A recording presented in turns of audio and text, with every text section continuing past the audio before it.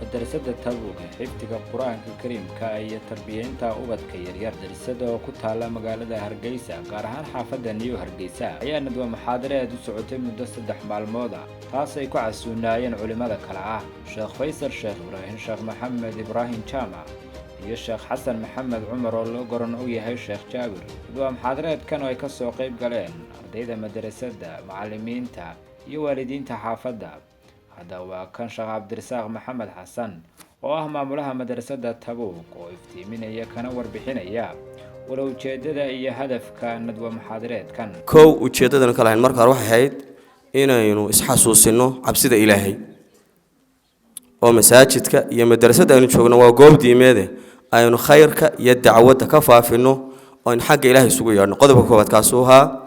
qodobka labaad daayartanu gacanta ku haynay inaanu sameeyno awqaad ayaga waalidkooda aan kulan siino oo mas'uuliyadda saaran annaga iyo idinkuba aan isdareensiino culimaduna ay nala wadaagaan qodobka saddexaad ee tacliinta ka socota xaafadeena ama madrasada haato ama dumarka ahaatee inaanu dhiiri galino oo aynu khayrka ugu yeerno oo aynu qaflad iyo mooganaanta iska baraarujino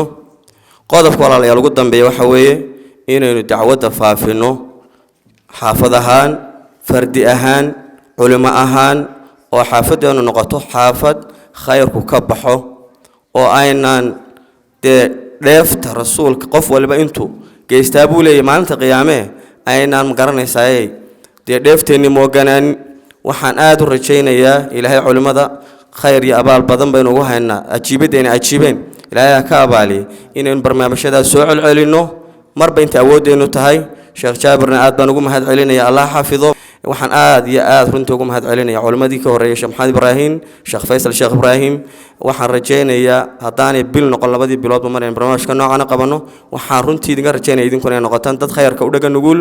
oo goobta yimaada mahma aynu dad helo culimadiina waynu helanaa runtii aad iyo aad baa u mahadsantiin ilaahay miisaanka xasanaadka idinku daro assalaamu calaykum wa rahmatullaahi ta'ala wa barakaatuh